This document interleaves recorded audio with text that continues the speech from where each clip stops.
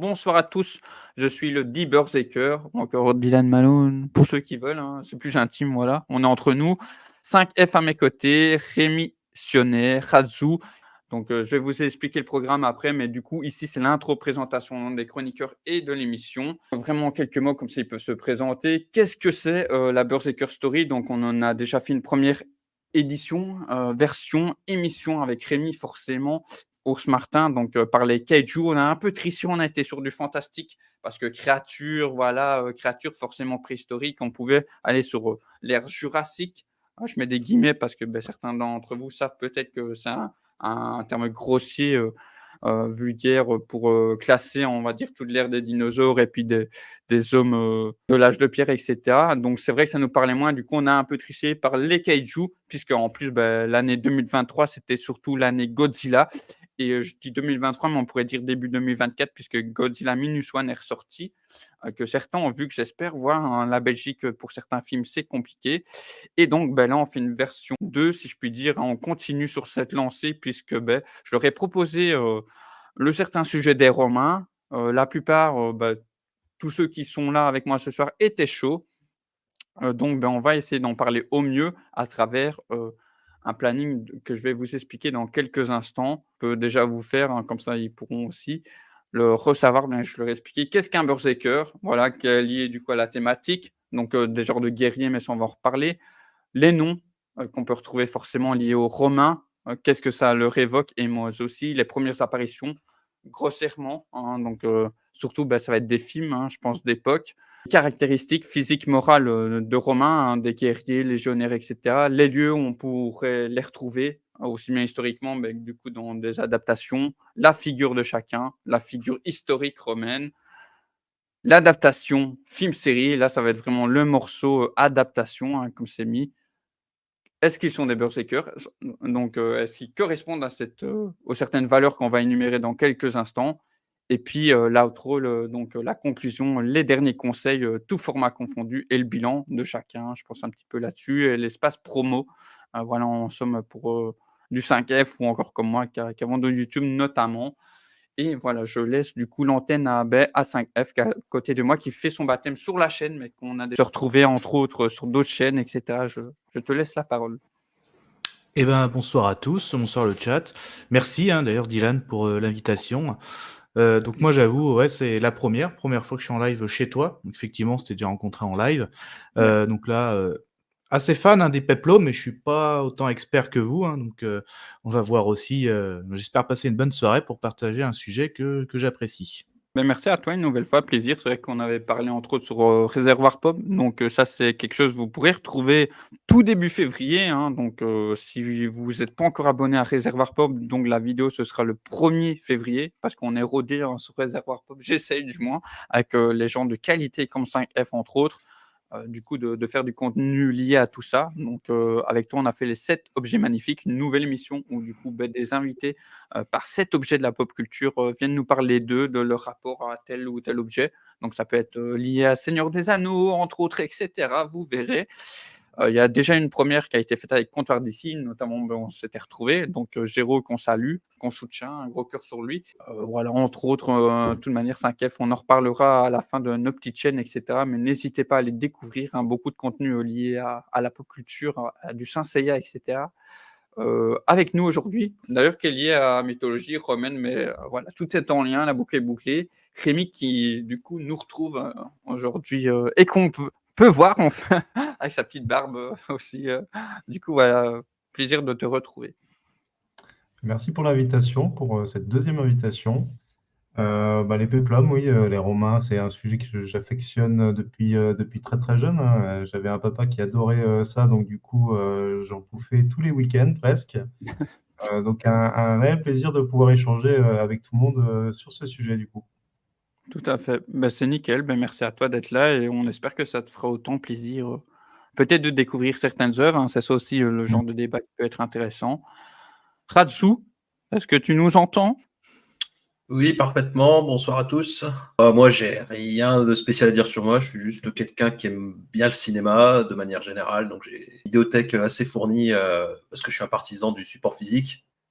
Je suis pas contre le streaming, mais bon, j'ai eu plusieurs fois la mauvaise surprise de tiens, je regarderais bien ça sur telle plateforme, puis ils l'ont enlevé. Du coup, Ah, je vais là, avec le musique, je peux regarder quand je veux. Et du coup, pour ce qui est des péplums, je connais les grands classiques. Pas un expert en péplum, mais j'en connais quelques-uns quand même. Donc, j'espère que ça va aller. On va tenter de répondre à la première question, hein. Ça, je vais vous laisser, sinon, c'est pas drôle, hein. Voilà. Qu'est-ce qu'un berserker? Ce fameux, guerrier, des légendes vikings, mais je vous laisse la suite. Qu'est-ce que ça représente pour vous? Et rien n'est bête, hein, de toute façon. Je vais laisser mes deux autres collègues répondre. J'avais déjà répondu la Pour dernière fois. moi, le berserker, ça représente le guerrier ultime en termes de, j'ai envie de dire, de force et de sauvagerie, quoi. On imagine tout de suite le gros bourrin qui défonce tout. C'est que historiquement, oui, c'est les guerriers, c'était des guerriers qui étaient, c'était un titre en gros pour les guerriers les plus valeureux. Et c'est vrai que ça a été pas mal détourné dans la pop culture, que ce soit pop culture occidentale ou nippone. Généralement, les berserkers, c'est soit des gros balèzes, soit des gros monstres, mais il y a toujours une notion de trucs gigantesques avec des muscles de ouf qui OK, pourquoi pas? Pas mal, bah, oui, j'entends, je plus sois, hein, de ce que j'avais appris aussi. 5F, qu'est-ce que toi, tu en dirais? Je vais prendre ma référence, dernier film que j'avais vu de Northman, donc qui Mmh. traitait sur des guerriers vikings et il parlait de ça justement. En gros, simplement ils avaient dit en gros c'était des guerriers qui pétaient pas des câbles, mais qui montaient en furie quoi. Des guerriers qui une fois qu'ils sont lancés, inarrêtables, voilà en gros comment ils expliquaient dans le film ce que c'était les berserkers. En gros une fois qu'on les lâchait, on pouvait plus les arrêter tant que, tant que la bataille n'était pas finie. En gros voilà comment ils définissaient un Ouais. peu ce type de Une guerrier sorte de quoi. commando, Je pense que 5F et Razo ont très bien résumé ce côté surhomme, à moitié fauve, qui au fur et à mesure, enfin voilà, est de plus en plus puissant, qui peut réaliser des exploits et qui peut, enfin c'est je pense une rage que tout le monde peut avoir en soi et qui du coup se manifeste physiquement et généralement vaut mieux pas être en face quoi. ouais. Et qu'est-ce que vous en déduirez de tout ça? On peut dire le dépassement de soi déjà, ça peut représenter ça aussi? Le courage? C'est même une rage, je dirais. Une rage, une volonté bah, d'aller à la victoire, en fait, parce que ça C'est reste des ça, guerres. ouais, on peut, oui, tout à fait. On peut aller dans cet, extrême-là, c'est clair. Il y a des, comme on disait avec Martin aussi, moi je trouve que l'esprit shonen transcrit un peu ça, hein, Mhm. dans une certaine mesure, hein, ce guerrier qui, par des épreuves, va devoir, se surdépasser, voilà. Notamment des personnages comme Sangoku, voilà. Mhm. Mmh. Il y a Est-ce que c'est Donc beaucoup c'est de, cette rage aussi, ouais, est-ce que c'est pas aussi une façon, d'intimidation? Quand tu vois le guerrier arriver, qui crie, qui pousse des cris, est-ce que c'est pas déjà le début de l'intimidation, quoi? C'est ah aussi, tout à fait, ouais. ah voilà, ouais, une c'est sorte clair. d'intimidation, voilà. C'est vrai que dans Ouais. tous les shonen, on a ce passage où il y a un événement qui fait que le héros, il pète un câble et il se transforme en Super Saiyan ou n'importe quoi, hein. il y a Et cette notion-là généralement, dans les berserkers qu'on retrouve à chaque fois, généralement, c'est que c'est un truc qui est incontrôlable. En gros, ils sont enragés, ils distinguent plus leurs alliés de leurs ennemis. C'est comme si c'était une muraille qui avançait, quoi. Un premier élément de réponse de mes 3 invités, plutôt intéressant, voilà, de prendre sous ces angles-là. Nouvelle question, non forcément on parle des Romains avec un grand R, forcément, donc on parle de l'Antiquité romaine, je pense que vous l'avez compris. Et qu'est-ce que cela vous évoque aussi, hein? Je suis embêtant avec mes questions, mais voilà, vous êtes là, on profite. Qu'est-ce que ça vous évoque? Donc j'ai mis légionnaire, centurion, mais ça de toute façon si, certains n'ont pas les précisions, je serai là pour apporter ça. Non, sans être expert, hein, voilà. Ouais, j'ai mis légionnaire, centurion, s'il y a d'autres choses que tu as entendu parler, qu'est-ce que ça représente pour toi? généralement, ce que ça m'évoque en termes d'armée, en fait, c'est que c'était quelque chose de, enfin, les légionnaires, les armées romaines en général, c'était quelque chose de très organisé, en fait. Ouais. Euh, Mmh. Il y a forcément un chef, il y a et toutes les campagnes où, enfin, même au point de vue défense, hein, on parle de la célèbre défense tortue, etc. Enfin, tout était Ouais. vraiment organisé pour gagner. Et puis, les campagnes romaines ont été quand même ce qu'elles ont été, hein. C'est-à-dire que ça a été une expansion du territoire et d'assimilation aussi, hein. Il y a ça aussi, hein, qui Ouais, était énorme. Et cette assimilation a permis aussi de faire en sorte que les pays barbares conquis deviennent plus civilisés, entre guillemets, enfin, échange de cultures, tout ça. Je pense que s'il y a eu des grosses avancées d'un point de vue, enfin, même encore aujourd'hui, hein, on a encore des aqueducs, des vieux ponts romains, etc., qui sont toujours en état et qui, voire des inondations, voire des vagues, ne pas faire bouger ces ponts-là, alors que des ponts récemment construits, ils étaient balayés. tout à fait. Il y a eu du C'est- bon comme il y a eu du en tout cas une très belle apportée par, ce qu'ils ont, fait, c'est clair. Mm. OK. 5F, je te sens chaud, qu'est-ce que toi tu aimerais amener? Bah, franchement, l'Empire romain, c'est un des premiers pas mots, bah, il y a 2 mots, je sais, je triche, qui me vient en tête. Je rejoins, Rémi Sionner. Effectivement, l'organisation, notamment César qui avait écrit, hein, tout un petit peu toutes ses Mmh, péripéties que même c'est après, vrai. Napoléon s'en est inspiré, hein. Quand Napoléon l'avait dit, quand il avait fait ses études, il avait étudié, César, Mmh, donc c'était dans la guerre des Gaules, donc c'était vraiment une des premières structurations, militaires. tout à fait, Heu, ouais. que ce soit, je reprends ces termes, l'attaque en tortue, mais aussi, le fait comment assiéger ses ennemis, comme la fameuse bataille d'Alésia. Donc en gros, elle Mmh. assiégeait jusqu'à ce qu'ils meurent de faim, enfin, on va dire qu'ils abandonnent parce qu'ils pouvaient plus, ils Ouais. étaient à bout. Donc c'était un tacticien, voilà, les Romains, la discipline, donc l'armée romaine. Donc ouais, c'est ça que je retiens moi, en gros, l'empire, à la fois pas que barbare, hein, pas que en mode berserker, il y avait tout et ça pouvait être de la tactique, comme ça pouvait être, par exemple, en Germanie, il y avait des techniques, c'était, quand ils allaient voir un roi germain, par exemple, une fille qui mariait avec un romain, un truc comme enfin, il y avait plein de techniques, hein, dans toute l'Europe, comment ils ont Yes. conquis. Donc il y avait, tout genre de techniques et c'est ça que je retiens moi de l'empire romain, quoi. Donc des cerveaux, hein, quelque part, Razou. Ouais, l'Empire romain, ça rejoint un peu ce qu'ont déjà dit mes deux camarades. C'est avant tout au niveau de l'armée, c'est des grands stratèges, des grands généraux.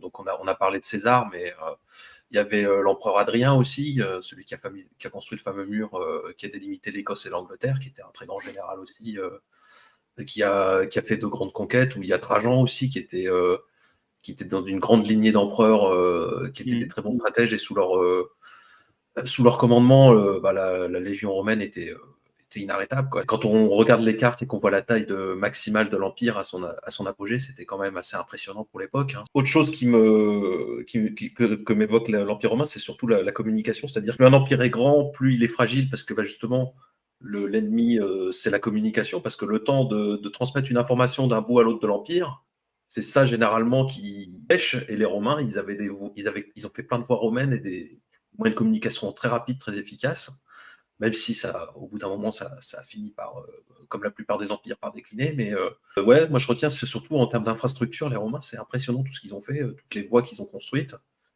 L'urbanisme aussi, même si c'était pas parfait, on en reparlera plus tard parce qu'il y a eu quelques soucis à Rome, mais en termes d'urbanisme, les Romains aussi ont inventé plein de choses. Ils ont inventé, enfin, je ne sais pas si c'est eux qui l'ont inventé, mais je crois que c'est eux qui ont inventé le système pour aller vers les égouts. Enfin, ils Ouais. ont vraiment développé à fond les systèmes d'égouts. Il y a l'empereur Vespasien Mmh. qui a créé les Vespasiennes, justement. Donc, ouais, ça m'évoque aussi beaucoup d'innovations techniques, notamment en termes d'urbanisme. En C'est plus, clair, c'est eux qui ont fait. En tout cas, en Europe, qui ont fait énormément, hein, donc bah, notamment aussi par, le tout premier empereur, donc et que Octave représente, hein, forcément, si tu nous regardes, Auguste qui a amené, les voies fluviales, les autoroutes, les aqueducs, hein, comme, Rémi avait un peu mentionné, tout ça. Donc forcément, pas mal de choses intéressantes. Est-ce que vous voyez aussi d'autres des choses, des termes qu'on n'a peut-être pas cités? Légionnaire, est-ce que vous voyez un peu ce que c'est globalement? L'équivalent de les fantassins, quoi. En gros, ceux qui étaient sur le terrain, quoi. Donc avec, Ouais, c'est ça. les lances, les boucliers en avant, quoi. Ouais, les soldats, hein, globalement, c'est Voilà, ouais. ça. Ouais. et Et avec la petite armure en jupette, là. Le sandal clouté. ouais, donc ouais, c'est les bon là, un peu moderne, hein, par la semelle, mais les Caligas, comme ils disent, hein, qui sont arrivés rencontrer avec les Gaulois notamment et qu'ils ont souvent utilisé, voilà, petit cours d'histoire, hein, pour, bah, la plupart du temps, hein, pour leur marche et tout, hein, ils marchaient quand même 20 kilomètres minimum par jour. Ah donc c'était quand on parle des militaires, qu'on voit des trucs, bah, c'est les prémices quoi, hein, forcément. Premières apparitions Donc là, j'avais montré quelques films. Il faut savoir que du coup, en termes de films, hein, donc je vais me baser sur Wikipédia, hein. Je sais que pour certains, c'est pas trop ça. J'ai mis des liens dans la description de toute façon pour ceux qui veulent.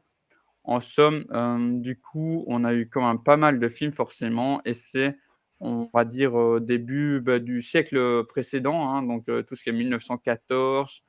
Un des tout premiers, mais là, c'est plus, touché à l'Égypte, c'est Cléopâtre en 1899 parce que forcément, je pense que vous savez un peu, mais Cléopâtre était liée à Marc-Antoine. Octave, et cetera, donc début de la Rome antique. On a un Ben-Hur, hein, ça je peux vous montrer du coup et du coup je vais enchaîner quelques affiches, hein, pour ceux qui affiches films, que vous souhaiteriez voir, par vos Le cousins baigneur de américains si 1925, jamais. c'est ça?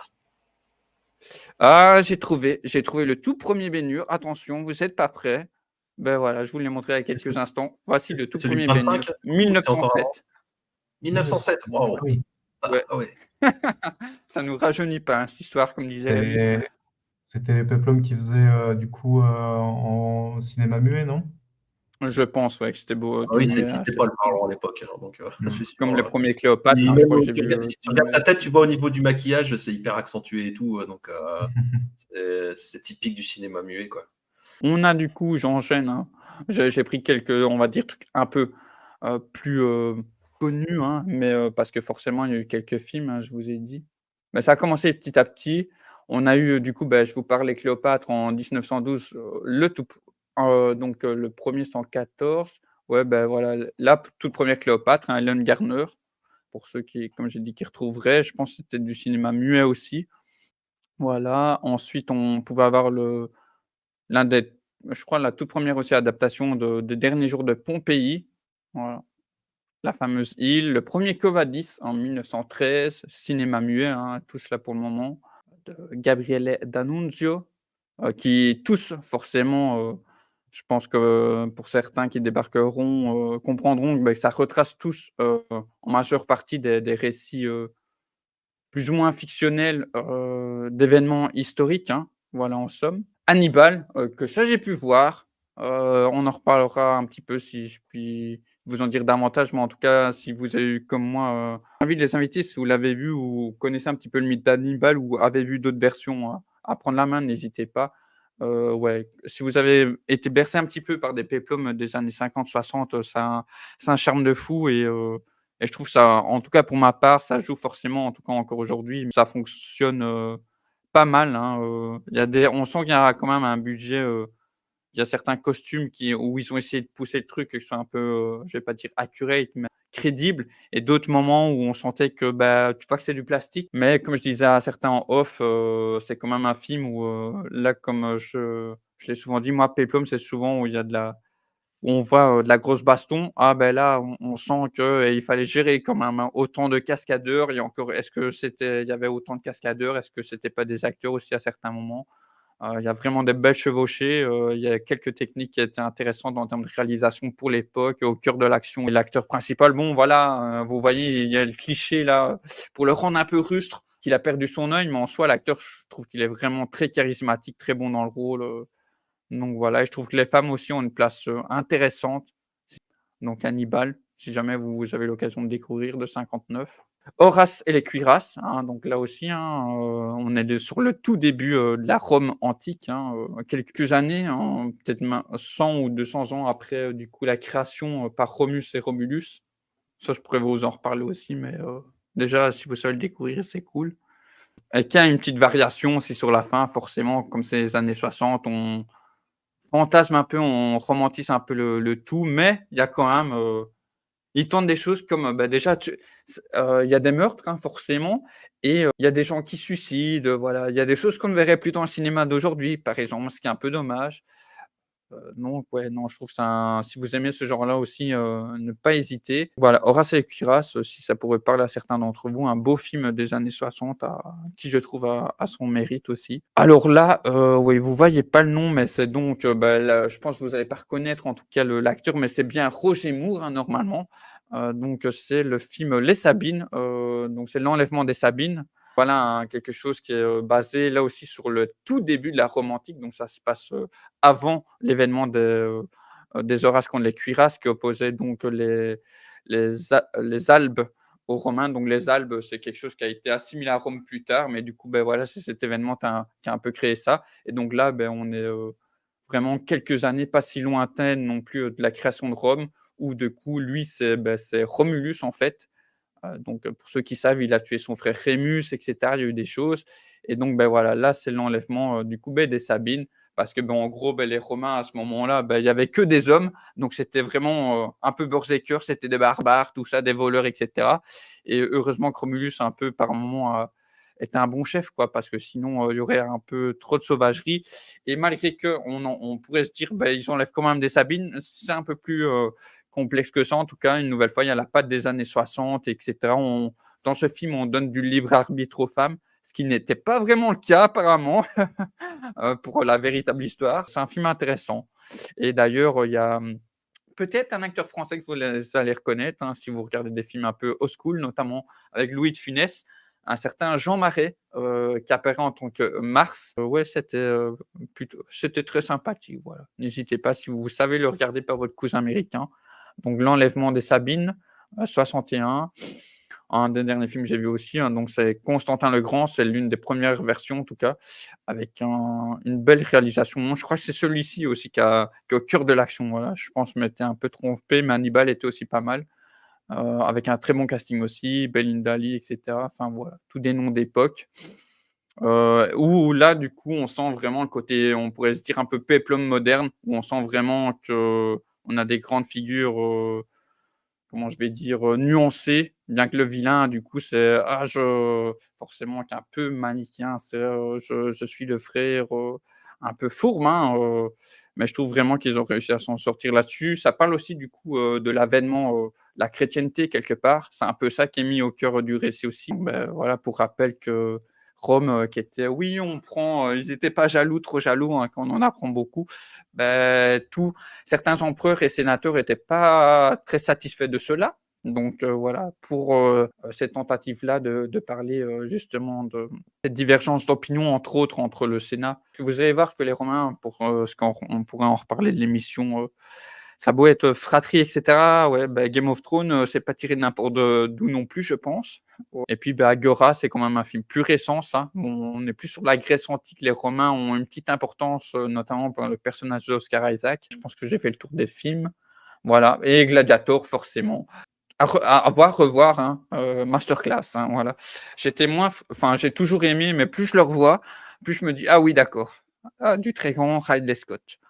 Voilà, désolé d'avoir pris autant de temps pour, remettre tout ça en avant, mais est-ce qu'il y a des choses que vous rajouteriez à tout ça, dans ces premières apparitions? Je pense que tu as bien résumé avec les photos. OK. Gladiator, oui, c'est ce qui est. Je pense, en termes de péplum, c'est le dernier qui a eu vraiment du succès et qui est vraiment super Ouais. intéressant. On verra ce que fera Ridley Scott de son Gladiator 2. On a un peu peur parce que le 1, voilà quoi. Le Ouais. 1 peut-être se suffisait à lui-même, mais bon, s'il a encore des bonnes histoires à raconter, pourquoi pas. Surtout, ça va être qui le héros de Gladiator 2? Vu que dans le 1, vu comment on sait comment ça termine, j'ai envie de dire, vas-y. C'est comment, Excusez-moi. c'est après quel, je sais pas. En tout cas, je pense En fait, que déjà, il y aura des figures historiques, mais je peux aller regarder sur IMDb qui est très, souvent, bon, là-dessus. Après, Attendez, Ridley Scott, ouais, moi je Gladiator me 2. méfie, parce que pour moi ces films c'est toujours en dents de scie. C'est un coup il te fait une Ouais. masterclass, un coup il te fait un truc pourri, genre Napoléon, Ouais. c'est Kata, The Last Duel, c'est une masterclass. Donc on a du Pedro Pascal, Pasquale, oui, je donne des accents. Donc oui, je confirme, on a bien Lucius, donc Lucius, le fameux petit mmh enfant de Lucilia, voilà, donc qui sera joué par Paul Mescal, qui a l'air, d'avoir un certain galon, pour l'instant à Hollywood. Donc je ne sais pas si vous avez pu le voir dans des films pour l'instant parce que, il faut le temps aussi que les films arrivent par chez nous. Donc voilà, on verra bien ce qu'il vaut.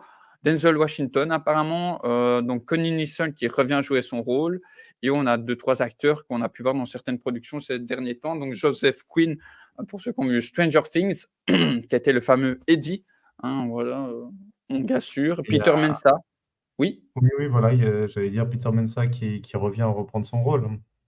Ouais, non, il c'était n'était pas dans l'ami Gladiator, Stoney dans le premier, c'est ça? C'était pas non, c'était Djimon Hounsou. Peter Mensah, lui, il était dans Il était dans Spartacus, il me semble, non? D'accord. 300. C'est le mec qui se fait éjecter comme ça. Ah Oui, oui, c'est vrai. exact. Exact, oui, Voilà. oui. C'est lui qui se fait sparter la tronche. Ah, mais C'est je ça. pensais que Du c'était coup, voilà. C'est des ouais, acteurs qui ont été l'acteur qui Il me jouait semble là. que c'est oui, c'est lui qui joue aussi Enomaus dans Spartacus. Spartacus peut-être, mais c'est en tout cas dans Gladiator, c'est pas lui. Donc voilà quelques photos de Je vais tournage. regarder. Voilà, comme ça vous avez un petit aperçu. Le fameux Ben Hur, qui est une petite Oui, part Ben Hur. liée à tout ça. Est-ce que tu veux en parler vraiment en quelques mots comme ça tu Ben Hur, pourras. c'est principalement une histoire qui est liée à l'histoire de Jésus aussi, hein, même si elle est en toile C'est de vrai, j'en fond. ai pas parlé, mais Jésus va forcément lié à la Rome antique, hein. Je pense que vous savez pourquoi, vous, mais C'est sûr. crucifixion, voilà quoi. C'est un super film, Ben Hur, alors, moi je parle de la version 1959 avec Charlton Heston, du coup, parce qu'il y a Yes. il y a une version en 1925, il me semble, et puis il y a la photo que tu as montrée qui devait être aussi une version en cinéma muet. Et puis plus récemment, il y a eu une version, je ne sais plus, dans Ouais. les années 2000, 2010, je pense.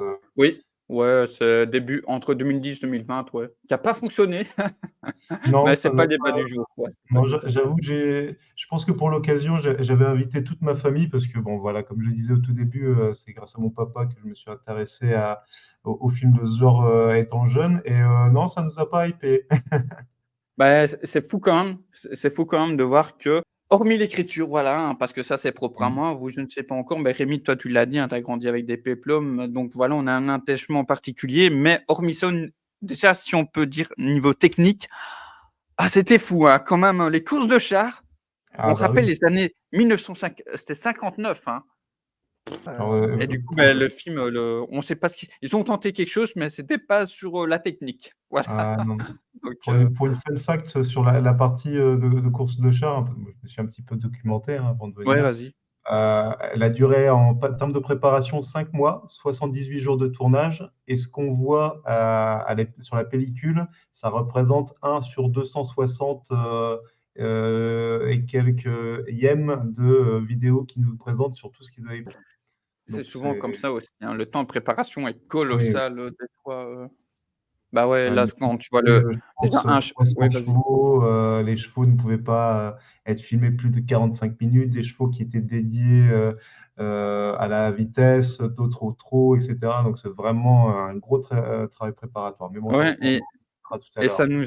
ça nous a l'air rapide à l'écran, mais en fait, comme je fais de l'équitation maintenant, je peux appuyer ça, les chevaux de course peuvent monter jusqu'à 60 km/h, hein. Donc, faites D'accord. 60 fois 4 par char environ, plus autant de chars, et surtout que, bah, vrai fait, hein, ça c'est un documentaire que vous pouvez retrouver aussi dans les liens, de la vidéo ici, qui seront remis pour le replay, hein, qu'ont fait Stéphane Bern et Laurent Deutsch il y a pas longtemps. C'est-à-dire que, je pense qu'il l'explique aussi dans cette vidéo-là, en tout cas dans une des vidéos que je vous ai mises. Des fois, ça pouvait monter, bah, presque à autant de chars qu'une écurie de Formule 1, en fait. Ils pouvaient avoir, D'accord. une vingtaine, quarantaine de chars et tu fais: «Waouh, 20-40 déjà, waouh!» Voilà. Et dans le film, du coup, les chars pèsent 400 kilos. Donc, c'est pas rien. Donc voilà. Il y a de quoi faire. Il y a beaucoup de documentaires si vous voulez, n'hésitez pas pour ceux qui seraient intéressés. Enfin voilà pour la partie là. On en a un peu parlé vite fait, ce qui représentait plus ou moins. Donc là, on va rentrer davantage dans le sujet. Qu'est-ce qui représente, mais pour vous là, du côté physique, moral? Donc moi, j'ai un peu amorcé. Bon, on l'a tous un peu fait avec ce côté militaire. Qu'est-ce que vous pourriez chacun en dire? Ratsu, allez, Ratsu, comme on t'a pas beaucoup entendu là ces derniers instants, on va commencer par Qu'est-ce que représente vraiment, tu fais comme tu le sens. Vas-y, il y a pas de mauvaise réponse de toute façon, mais je pense que tu es pas mal non plus, hein? à Rome, on l'a pas beaucoup évoqué, mais il y avait, disons, beaucoup de. Même si c'est les Grecs qui ont plutôt initié ça, il y avait quand même pas mal de philosophes Mmh. Tout à fait. antiques, hein. Il y avait même un de leurs empereurs, donc Marc Aurèle, qui était philosophe lui-même en plus. La Rome antique, ça représente aussi des grands courants philosophiques qui ont été initiés à ce moment-là aussi. Enfin, c'est dans la continuité de l'Antiquité grecque, où ils avaient pareil leur forum où ils se réunissaient pour philosopher, pour débattre, etc. Après, je suis pas un expert en philosophie, je suis désolé. Du coup, ce qui est assez drôle, c'est que il y a pas mal de mythes grecs qui ont été repris par des grands écrivains romains et qui ont été modifiés à leur sauce pour que ça colle à leur idéologie à eux. Comme quoi, ça se faisait déjà à l'époque, hein, on n'a pas attendu. Ils ont modifié notamment je crois, ils ont modifié le mythe de Méduse. Il y a une version romaine qui dit que elle a été punie parce qu'elle avait été violée par Poséidon, alors qu'en fait, dans la version grecque, c'est juste que la déesse, elle était jalouse de sa beauté, donc elle l'avait juste punie comme ça, gratuitement. Alors que les Romains, C'est Athéna, je crois. Athéna qui l'aurait fait. ils ont rajouté un côté cruel en plus. Ils avaient des grands écrivains et des grands philosophes à l'époque. Et, oui, ils ont réécrit beaucoup de choses à leur sauce. C'est ça qui est assez marrant. Ils ont repris les grands mythes qu'ils ont adaptés pour leur époque, quoi. D'un point de vue physique, en fait, je pense que Rome assimilait les peuples, donc du coup, on peut pas avoir vraiment. Enfin, c'était européen, c'était aussi au niveau de l'Afrique du Nord. Il me semble qu'on a eu des Césars noirs de toutes les nationalités, un peu. C'est assez cosmopolite et toujours dans une volonté, mais bon, jusqu'à ce que Rome s'écroule, hein, mais d'étendre le pays, de rendre le pays, l'empire prospère.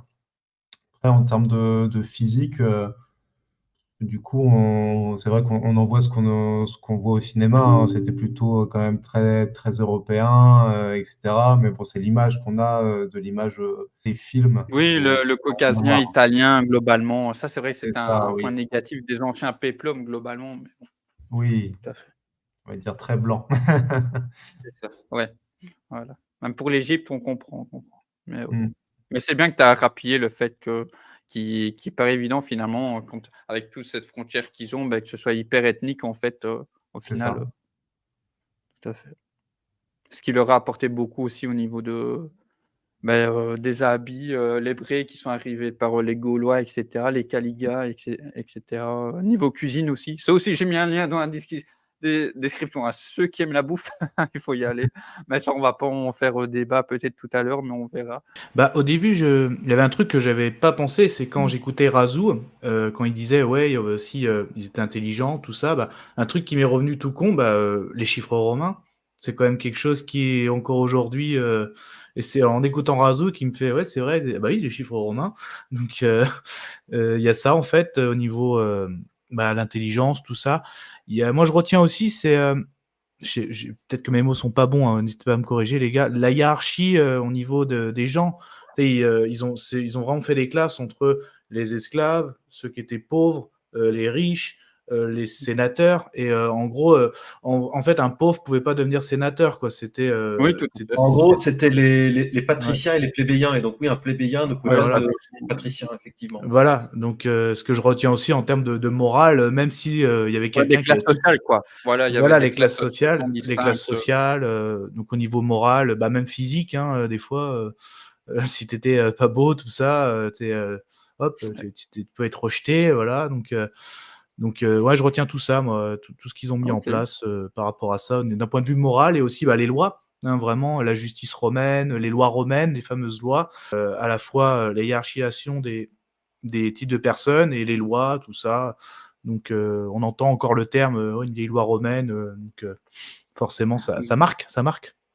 Bah oui, on a quand même, dans nos sociétés, niveau politique aussi, par, tout ce que vous avez dit, tout vient de là, en fait. Tout descend de là, les sénats et cetera.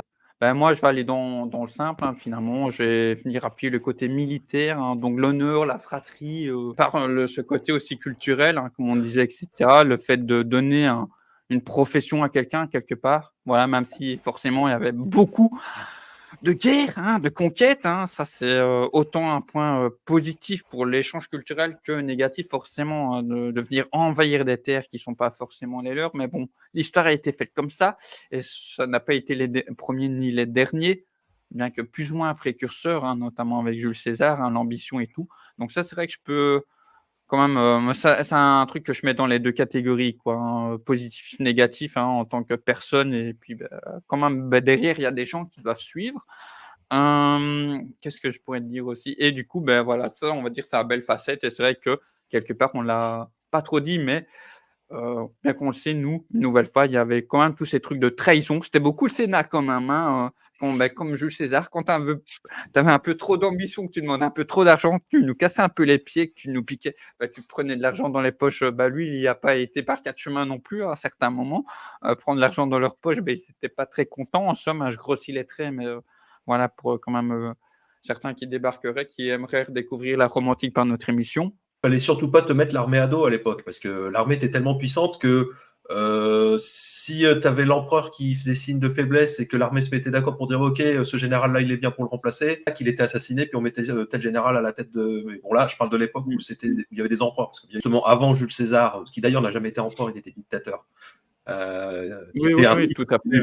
C'était avant Jules César, oui, donc il n'y avait pas d'empereur, c'est après. Ouais, c'était des tribuns, je crois. Après l'assassinat de César, où il y a eu le premier empereur, c'était Octave. Et du coup, même s'ils étaient. Donc il n'y avait plus d'élections, après, c'était des. J'ai oublié le nom, mais c'était des descendances, quoi. Enfin, c'était père en fils et tout ça, mais des dynasties, voilà. Toujours est-il qu'il fallait qu'ils aient l'appui de l'armée, parce que généralement, à chaque fois qu'il y en avait un qui était assassiné, c'était toujours par un membre de l'armée ou avec le concours de l'armée, quoi. C'est un sénateur tout seul, ou même un groupe de sénateurs, s'ils assassinent l'empereur sans le soutien de l'armée, généralement, celui qui plaçait à la place, il tenait pas longtemps parce que derrière l'armée faisait non, on n'est pas d'accord, on veut que c'est celui, quoi. Moi, je vais rester en France, parce que c'est une ville que j'adore aller. C'est à Nîmes. J'adore aller dans la ville de Nîmes, donc notamment avec toutes les arènes de Nîmes, le Tour, tout ça, le pont du Gard, tout ça, tout ça c'était de Rome, hein, en gros, même qu'a son surnom la petite Rome de France. Hein, donc voilà, donc je vais citer ce lieu-là, parce que en plus c'est en France, hein, donc on peut y aller facilement. Et j'aime bien y aller de temps en temps, donc que ce soit dans les musées ou même ces monuments que j'ai pu citer. Donc je vais citer ce lieu-là. Oui, il y a quelques années, j'ai eu la chance d'aller à Rome, donc c'était assez sympathique de visiter Je le confirme, Colisée. j'ai été. Il y a beaucoup de lieux historiques à visiter et tout peut se faire assez facilement, donc c'était très très très bien. Et puis voilà, le berceau de l'Empire romain, il a commencé à Rome. Donc, tout à fait, il faut y aller. Hein. Vive à Rome, j'ai envie de dire. Hein. C'est la ville des loups, hein. Faut tenter, hein, forcément, quand vous saurez et souhaitez y aller. Alors moi, c'est pas pour le tourisme, mais c'est plus pour le côté historique de la chose. Moi, je vais dire Carthage, d'Hélène da Carthago. Donc, ville détruite et conquise finalement au bout des deuxièmes guerres puniques par Scipion, dit l'Africain. Tout à fait. Grand général romain, très très grand général romain qui d'ailleurs après va faire un peu sédition, mais Carthage, ouais, parce que parce qu'il y a tout un mythe autour de Carthage, la ville imprenable qui a finalement été prise, et d'ailleurs même dont on ne sait pas l'origine, parce qu'il y a des historiens qui pensent que, même si c'est très peu probable, que ce serait des anciens Troyens, donc des rescapés de la guerre de Troie, qui auraient fondé Carthage. Mais ça, on ne sait pas. Mais bon, il y a tout un mythe autour de cette ville, quoi.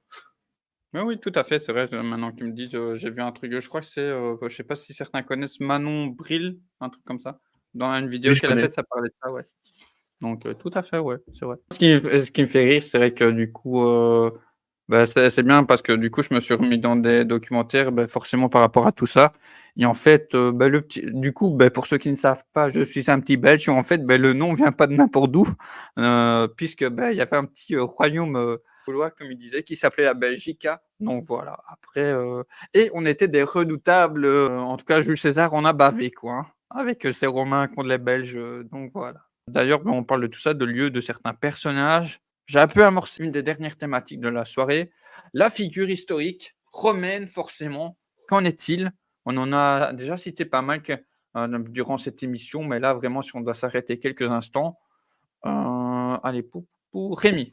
Ça serait Jules César, on en a parlé Julius. tout à l'heure. Je pense que c'est celle qui est plus connue, hein, du coup, de l'Empire romain, de ses victoires à sa chute surtout, de ses grandes conquêtes, que ce soit en terre et même en femme. Hein, si on parle de Cléopâtre, même s'il y a un petit triangle amoureux avec Marc-Antoine, il me semble, mais ça serait lui. Ça serait lui pour la plus grosse figure. S'il faut retenir un personnage, pour Puis, comme j'ai dit, son ambition a amené quand même l'Empire, la base comme elle a été pendant longtemps, quoi. Pour un mal comme pour un bien, du coup. Julius. Moi, je dirais, effectivement, je rejoins complètement Rémi pour César. Mais bon, comme moi, j'ai très fan de l'arc narratif sur Spartacus, je vais prendre Marius Crassus, quoi, celui qui qui est en venu à bout de la révolte, de la guerre civile, des guerres civiles qu'a connu Rome par rapport à la révolte des esclaves et l'armée de Spartacus. Donc, je vais prendre Marius Crassus. Qui ça ressemble à qui, il me dit, Raphaël? À mon avis, à celui que tu viens de mettre en avant. Mais attends, je vais mettre la fiche. Tu me diras si c'est le bon personnage. Comme il y a eu plusieurs saisons, je sais qu'il y a eu un changement d'acteur, forcément par un truc qui s'est passé. Donc, je sais pas si c'était le premier, j'ai pas fait attention. Ah, ça, c'est le deuxième. Ouais. C'est celui qui a remplacé c'est le deuxième, autant pour moi. le premier. Le premier est décédé malheureusement d'un cancer de l'estomac après la première saison. Yes, Et c'est vrai. c'est pour ça que la saison 2 avait été retardée, qu'ils avaient fait un prequel en attendant, parce qu'il fallait recaster tout ça. Je pense qu'il y a même des projets, est-ce qu'on annule ou pas, mais vu que la première saison avait un gros succès, donc à mon avis, ils voulaient pas annuler. Et donc, du coup, ils ont fait un prequel, et après, ils ont enchaîné, ils ont recasté, ils ont décidé de recaster, ils ont fait saison 2, saison 3. D'ailleurs, il est à gauche, le premier. Enfin, le premier. Yes. Je ne sais plus où la trouver, parce que j'ai voulu la regarder, mais je la trouve pas. C'est triste, parce qu'elle est très bien, mais elle est introuvable, à part l'acheter. Ils l'ont virée de Netflix, et je pense qu'elle est sur aucune plateforme, ou alors pas en France. Quoi. Avec quand même Lucy Lawless qui jouait Xena la guerrière, excuse-moi. Du coup, pour ceux qui veulent un film, on citait tout à l'heure, mais celui avec Kirk Douglas, voilà. Pour ceux qui aiment un petit peu le old school, le vintage. Il est un peu long. Voilà. Ah, peut-être. Comme tous les j'ai vu il y a un petit moment, mais... Vous disiez ? Il est très très long. Il est très très long. Enfin, je crois qu'il dure 3 heures et quelques, le Spartacus. Je crois que c'est possible que le début, c'est vrai qu'il ne m'avait pas plus pris que ça. Oui, mais tous les peplums des années 50-60 durent 3 heures, 3 heures et demie. Hein. Ouais, c'est vrai. Ok. Razu, ta figure historique ? Vu que Jules César a déjà été cité, je vais dire Trajan. Allez, vas-y. Je connais moins, donc je vais apprendre des choses. Il y en a eu beaucoup des empereurs aussi. C'est le premier de la dynastie des Antonins, qui était une grande dynastie d'empereurs, qui a été très puissante. Alors, c'est lui qui a été considéré comme un des meilleurs, si ce n'est le meilleur empereur de Rome en termes de conquête. J'ai entendu parler de ça, ouais. C'est lui qui aurait... après, c'est à prendre avec des pincettes, parce que forcément, on ne connaît pas tous les détails de l'époque, mais ce serait lui qui aurait fait en termes de surface, celui qui aurait conquis plus de territoire sous son règne. Donc la Mésopotamie, l'Arménie, etc., entre autres. Et donc, c'est considéré comme un des plus grands empereurs qui s'est eu, quoi. Ok. Ouais, j'arriverai sur... D'ailleurs, pour la petite histoire, si vous jouez à Civilisation 6, c'est lui que vous avez comme personnage si vous jouez Rome. Ok. Un petit truc comme ça. Okay. Et il est très belliqueux. Si vous le retrouvez à côté de lui, en général, il est très expansionniste. Et puis méfiez-vous, il va vous taper dessus. Du coup, je vais citer, je vais faire classique. Pour le moment, c'est ceux que je connais plus. Voilà. Donc, on a cité Jules, parce que je me fais petit à petit. Il y en a, je connais, mais il y en a eu tellement des empereurs. Donc là, comme ces derniers jours, j'ai revu des choses sur Octave. Bon, déjà, on a parlé il a amené les voies fluviales, etc. Il a développé aussi la Rome antique et tous ses liens, ses connexions, comme on le disait. Et puis, celui qui l'a succédé, Tiberius. Qui certes a été pas fort aimé par le Sénat parce que très centré, comment je vais dire, comme il disait, mystérieux, etc. en gros, mais je trouve que c'est un empereur qui me fait de la peine parce que pendant près 50 ans, en gros, il lui disait t'as rien à dire, fais ta vie, on te l'a dit comme ça, et finalement, ça a été, si je dis pas de bêtises, un long règne sans presque pas de guerre, je crois. C'est déjà une prouesse, je pense, quand même, pour l'époque. Vite fait, il y a Claude un peu qui a eu moins longtemps de règne, mais aussi un règne de paix. Voilà. Et puis, il y a d'autres, mais je n'ai pas retenu les noms. Chaque empereur ont l'air hyper intéressants, en tout cas. Et forcément, il n'y avait pas que des empereurs, mais ils ont beaucoup influencé tout ça. C'est comme Caligula, je crois. Et après, on passera à la suite. Donc oui, là, on connaît plus aussi pour ses débords, mais comme Tiberius, hein, sur la fin, on soupçonne qu'il y avait eu des orgies, mais quelque part, si c'est vrai, quelque part, je pense que le gars, pendant 50 ans, s'il pouvait rien faire, il y a eu quand même une frustration qui s'est accumulée. Donc bref, voilà, ce n'est que mon avis. Après, c'est toujours dommage, hein, quand tu rentres pas dans les clous du Sénat ou de la garde romaine, comme disait Radzu. Ce sont des choses qui arrivaient. Et on va enfin parler de la chose qui fait que j'ai amené ces invités aussi, hein, pour pas non plus les embêter plus que ça, hein. Du moins, je ne l'espère pas, mais l'adaptation, film et série de chacun. Je vais commencer, allez, pim pam poum, par Radzu. Quelle est ton adaptation sur la Rome antique, celle que tu as envie de mettre en avant?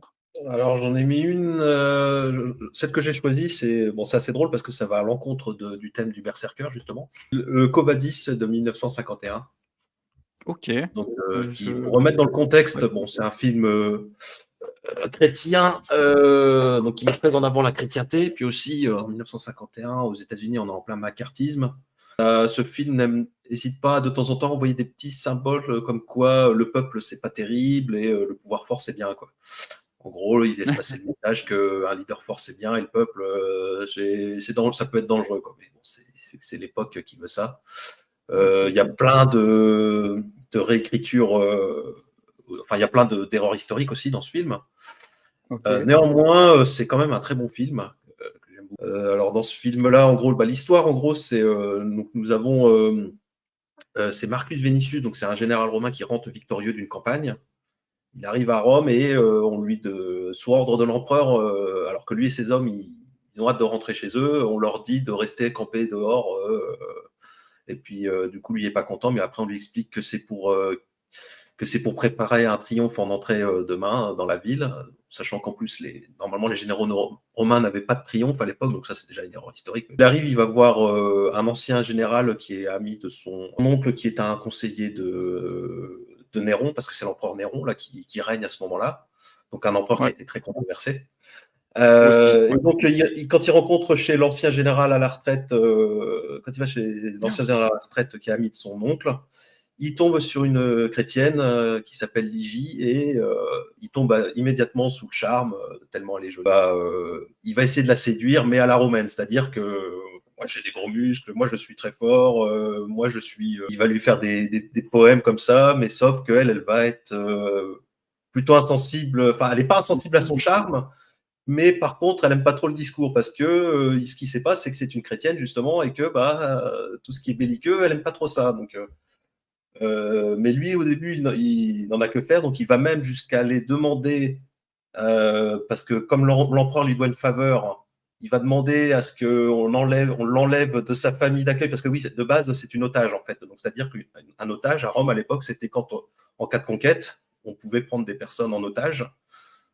Et donc, elle, c'est une otage. Bon, normalement, elle est censée être esclave, mais elle a été libérée. Mais du coup, elle est hébergée chez le général qui l'ont adoptée comme leur fille. Du coup, il va aller jusqu'à demander à l'empereur de la forcer à venir au banquet après son triomphe et tout, parce qu'il veut, lui, il veut pas lâcher l'affaire, quoi. Il la veut, mais comme c'est un général, lui, c'est la conquête, quoi. C'est pas toujours dans un esprit guerrier de conquête.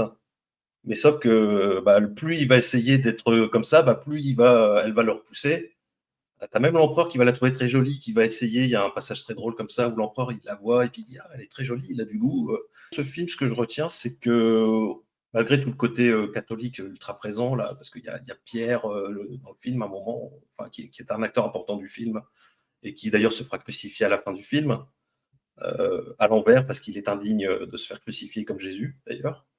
Ça, j'aime beaucoup notamment la performance de Peter Ustinov qui joue Néron, qui est totalement fou, quoi. C'est Complètement fou. il est complètement.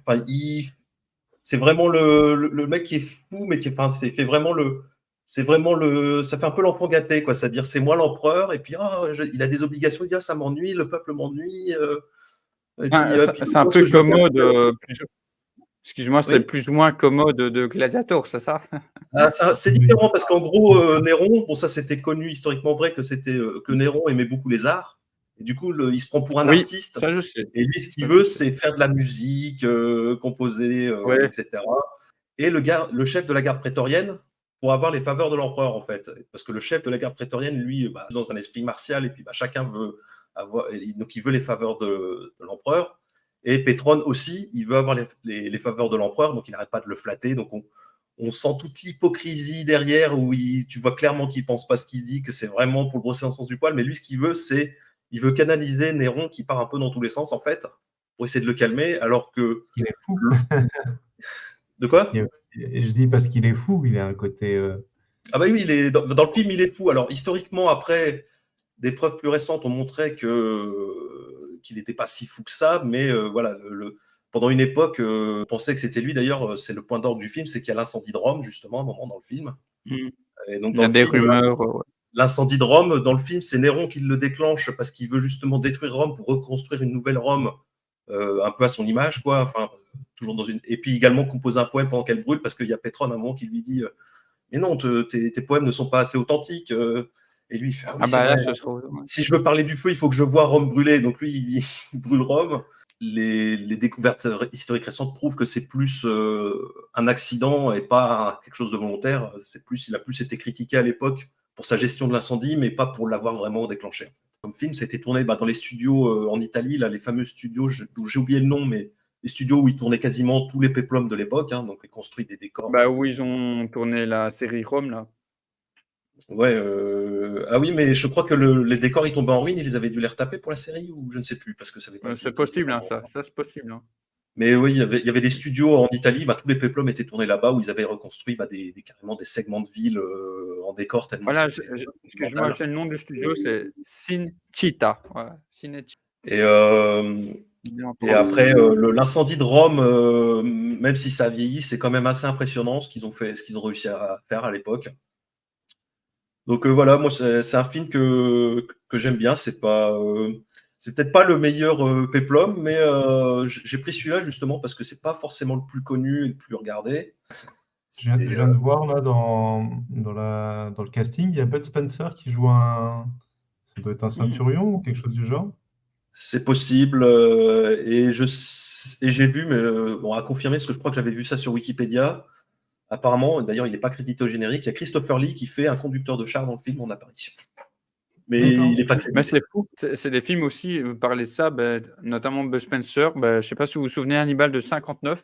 On y voit un petit Terence Hill qui n'a pas encore ce nom américain là, puisqu'il est italien comme Bud Spencer, mais qui fait une petite apparition. Donc voilà, moi, Covadis, je vous le recommande. Après, c'est vraiment à l'ancienne. De 59, donc, c'est ça 51 ou 51. Tu disais 51. Il est sorti en 53. Il est sorti en 53 en France, mais 51 aux USA.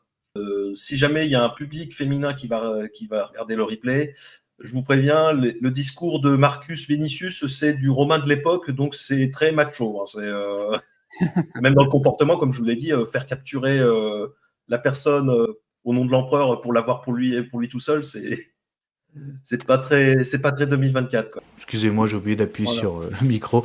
Non, justement, j'étais en train de me noter tout ça. Enfin, entre l'incendie, tout ça, plein de choses que j'ai noté dans ma tête. Et ouais, ça donne envie. Ouais, donc franchement. Et puis oui, non, j'avais pas vu forcément. Du coup, on va rester sur toi, hein, 5F, si tu veux bien. Bon, t'as un peu amorcé ça, mais du coup, ouais, j'ai dit, bon, Spartacus, c'est ma série préférée, même pop culture. Hein, je l'ai regardé, je crois, 4-5 fois. Hein, donc, alors, la saison 1, elle est 100% fiction, parce que historiquement parlant, il n'y a pratiquement rien sur. En tout cas, il n'y a rien qui prouve que c'était le roi de l'arène. Il y a des arènes, tout ça, des combats de gladiateurs. Ouais, la saison 1 est 100% fiction, voilà, mais c'est très tourné donc dans les arènes, hein, voilà. Je crois que la saison 1 s'appelle Le sang des gladiateurs en plus, donc on y trouve quand même des personnages historiques, hein, Crixus le Gaulois, Enomaus, Gannicus, tout ça qui ont existé. La saison 2 elle traite justement, ils se sont évadés.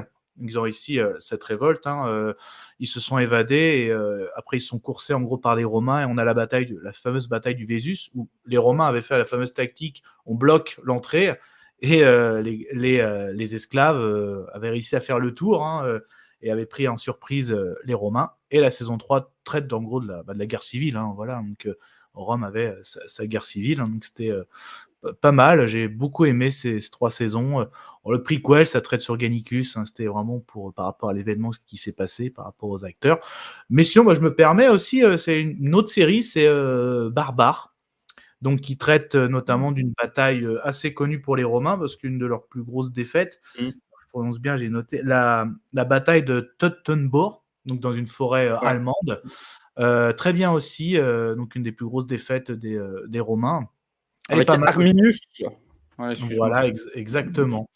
Donc, élevé par les Romains et qui fait retour parmi les siens vers les batailles. Aussi, ça se faisait beaucoup, hein, en gros, des fois pour conquérir. Des fois, on pouvait conquérir par la bataille, par le mariage, mais aussi donne-moi un fils ou quelque chose comme ça, ou une fille.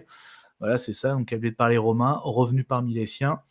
Et la fameuse bataille de Teutoburg. Donc, j'avoue, je m'attendais à mieux quand même, mais bon, ça reste à voir. Donc, au niveau de la bataille de Teutoburg, je pense qu'elle est un peu calme, je trouve, justement, au niveau. Après, c'est pareil, s'ils faisaient ça un peu trop hard, est-ce que Netflix aurait dit oh, on peut pas passer ça, vous rigolez ou quoi? Ça, c'est moins de 16 ou voire Pour anecdote, plus. t'as vu la vidéo de Histoire, je crois que c'est Histoire appliquée, tu l'as vu ou pas sur la série? Pas? Non. Ah, ok. Je t'invite à la regarder, et puis quand tu l'auras vu, à pas hésiter à me revenir alors, parce que du coup, il Ouais. parlait ça. Une exclue Netflix, Ouais. du coup, c'est ça? Ouais, c'est production Ok. Netflix allemande, donc les studios Netflix allemands, ouais. Et juste, je rebondis avant de repasser l'antenne, sauf si tu as fini 5F, je sais pas si Oui, tu oui, veux oui, rajouter. oui, oui. Ok. Non, bah.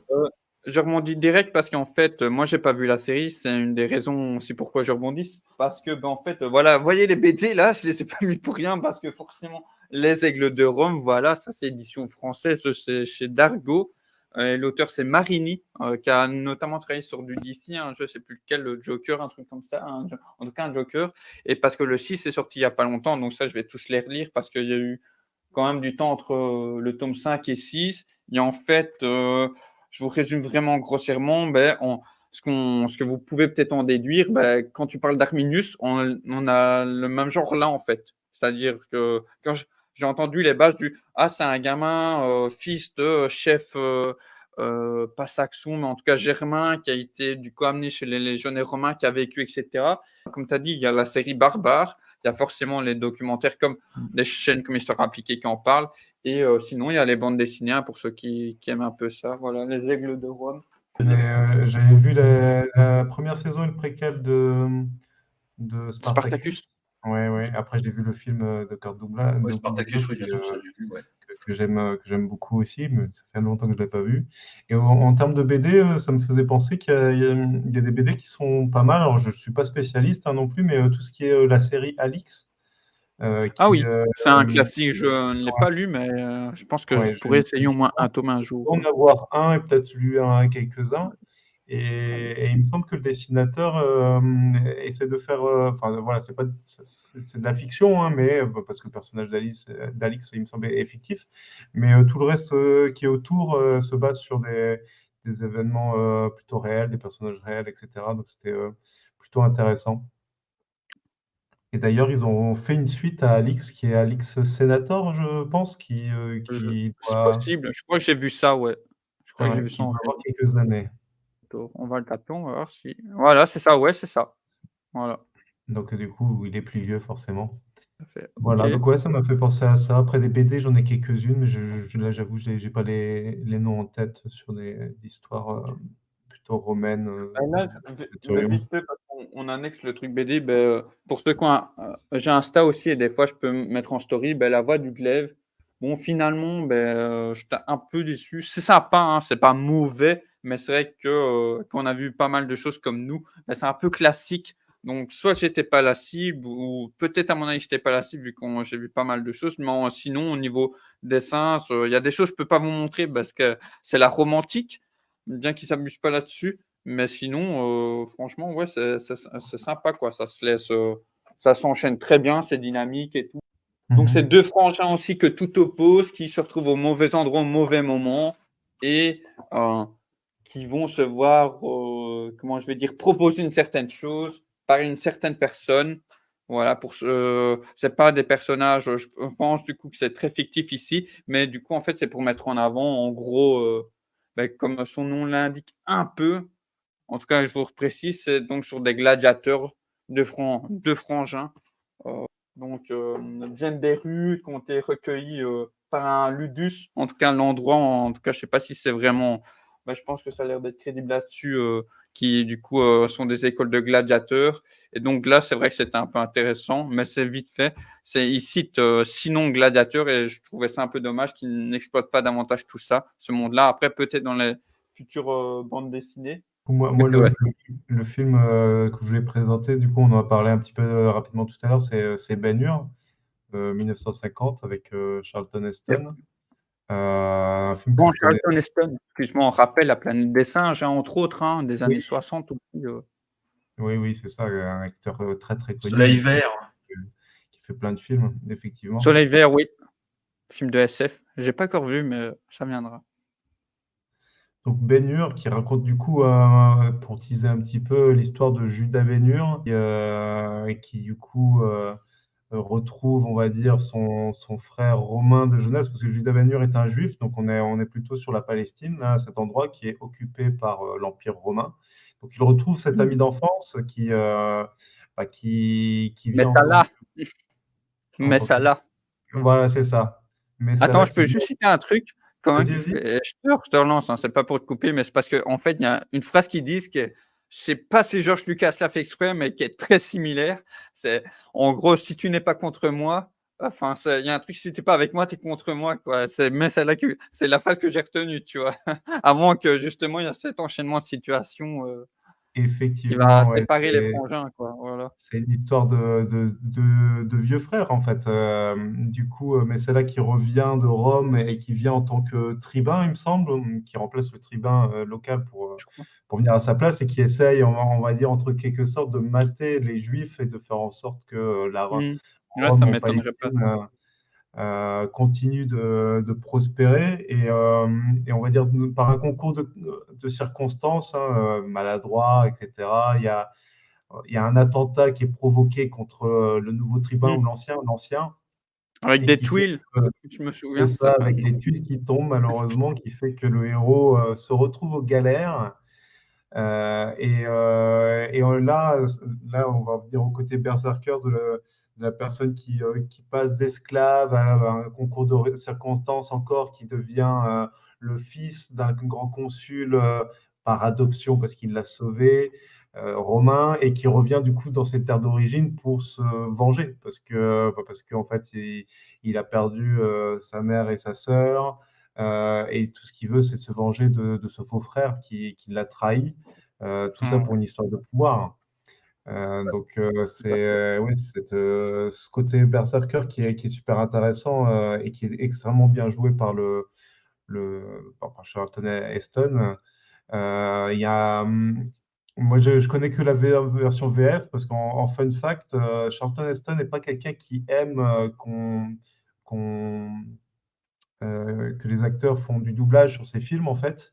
Et il a envoyé une très gentille lettre au doubleur de français en disant qu'il avait fait un extrêmement bon travail, pour résumer, un extrêmement bon travail qui a fait contribuer à la réussite du film en France, où il y a eu quand même beaucoup de vues, plus d'1 million, je crois, de spectateurs dans les années 60. Je pense que c'est pas mal. Et donc, c'est un film qui fait partie des 3 films qui ont obtenu 11 Oscars possibles sur 12. Donc, les 2 autres films sont Titanic et lequel est le Le dernier? Retour du Roi qui a eu les 12, je crois. Comment tu as dit? Il me semble que c'est Le Retour du Roi, le Seigneur des Anneaux, qui a eu les 12. Ah, peut-être aussi. Qui a eu Il me semblait qu'il y avait aussi un film de James Cameron. Je ne sais plus s'il y a un Avatar ou un truc du genre qui a eu énormément. Mais bon, bref, c'est un cercle très fermé, hein, qui ont eu 11 Oscars. Donc c'est un super film, je ne peux que vous le conseiller, qui est, bon, certes des années 1959, mais si on compare à la version 2010, franchement, moi je reste sur le 1959, quoi. C'est Ouais, je comprends. super beau, c'est des beaux décors, c'est L'écriture. une belle écriture. Il y a cette histoire, comme je disais tout à l'heure, en parallèle de la vie de Jésus. Du coup, en fait, ça commence typiquement par les rois mages par Marie et Joseph, etc. Donc, on ne voit jamais Jésus en entier, mais ça suit. Mais tu sais qu'il est là, quoi. C'est ça. C'est tout au long de l'histoire, on a sa présence. Et puis c'est un film qui est, ça prône plutôt les valeurs de la famille. Alors il y a la vengeance certes, mais la vengeance motivée de Ben-Hur, c'est de se venger de sa sœur et de sa mère, qui à la base était comme une sœur aussi et une mère pour Messala. Cet aspect de Ouais, c'est trahison, le etc. ouais, c'est ça que je voulais dire. C'est aussi, on a cité en 2-3 films là où ça parle du rejet de cette confrontation de religion, Mhm. alors comme on le disait plus tôt, tu avais des Romains qui étaient pour et tu avais un autre parti qui était contre forcément parce que des fois c'était C'est avec ça. des sénateurs, ça empiétait sur leur pouvoir à eux, au niveau de la Rome et tout donc ouais, Bah, tout là, à fait. le pire dans le film, c'est quand justement, quand Messala le trahit, parce que il monte voir ce qui s'est passé au niveau des tuiles qui se sont décrochées du toit, et il constate qu'effectivement le toit est pourri et que c'est un accident. Oui. Et quand l'autre il lui dit en face, il dit non, parce qu'en fait il envoie Messala, il envoie la sœur et la mère de Ben-Hur en prison, Ah, et lui il je me l'envoie en rappelle. galère. Et l'autre il lui dit mais tu sais que c'est un accident, tu sais qu'on ferait jamais ça. Puis il dit oui je sais. Et il dit bah oui je sais que c'est un accident, mais si je montre à tout le monde que je trahis une ancienne famille qui m'a accueilli, un ancien frère, bah, ça assoira mon autorité en montrant que qu'il faut pas déconner avec moi, quoi. Et il lui dit ça en le regardant droit dans les yeux, quoi. C'est ça qui C'est est terrible. un jeu de Il lui pouvoir. dit, clairement qu'il le croit et qu'il sait qu'il est innocent, mais qu'il va le condamner quand même, juste pour mater les mouvements rebelles. Mais c'est surtout pour ça, pour avoir, gagné la politique quoi, le Sénat avec lui, hein, à mon avis déjà en partie, Et donc, ouais, quand et tu ouais parlais d'accident, et comme tu dis, être craint, je pense. Après, est-ce que ouais, être pour être craint, craint, ouais, c'est mieux pour que passer pour de quelqu'un d'impitoyable, quoi, c'est ça, il le dit clairement. Et ouais, toi qui ouais, parlais de non, la scène des galères, justement, tout à l'heure, la scène des galères, on parle souvent dans Ben-Hur de la course de chars qui est mythique, mais la scène des galères, Oui. elle est pour moi au moins aussi mythique, quoi. C'est Mhm. en termes de ne serait-ce qu'en termes de mise en scène, c'est du pur génie, quoi. Déjà, le fait Les batailles navales, de synchroniser la musique qui est extra-diégétique, donc c'est-à-dire externe au film, avec le mouvement des rames et tout ça, c'est déjà, en soi, c'est déjà assez magistral, comment c'est fait. Et puis, il y a aussi le jeu d'acteur entre Charlton Heston et puis le consul, là, quand il se regarde droit dans les yeux pendant que l'autre, il les entraîne, enfin, qu'il les teste à la vitesse de rame pour voir combien de temps ils peuvent tenir. Il n'y a pas un seul dialogue, tout est dans le regard, et c'est tellement intense entre les deux. C'est un truc de mais ouf, quoi. Ils font passer plein d'émotions juste par le regard, sans dialogue, c'est ça quoi. aussi que tout le certains pourraient, film excuse-moi de couper, mais que oui. certains enfin, peut-être que des plus jeunes nous regarderont, par la suite, mais que ouais, on va faire les vieux chiants, on va dire: «Ouais, nous on a grandi avec ça, c'était mieux avant», mais il y avait quand même une force, en tout cas dans ces péplums-là, qu'on a vachement moins aujourd'hui, dont des péplums que je vous ai cités aussi, entre autres, qui avaient moins de budget, mais il y avait cette force d'écriture. Voilà, on sait qu'on n'a pas beaucoup de budget, mais il faut qu'on fasse bien les choses parce que, beh, c'était une autre époque justement, il fallait que ce soit qualitatif un minimum parce que, beh, c'était plus dur la vie, de manière générale, grossit les traits et du coup, bah, il fallait que l'acteur soit bon, que chaque mot ait un impact et tout et de ce que j'entends ce soir, en tout cas, c'est ça, quoi, en somme. Je Mhm. grossis les traits, mais pour pas trop vous couper dans ce que vous disiez. Après, c'était un film à énorme budget, hein. Enfin, j'ai relu un peu quelques stats, mais Ah, c'est des fois, plus ça de pouvait arriver, mais du coup, voilà, tu avais quand même ce 600, travail, du c'est coup, en amont, plus de 600 décors, plus de 50 000,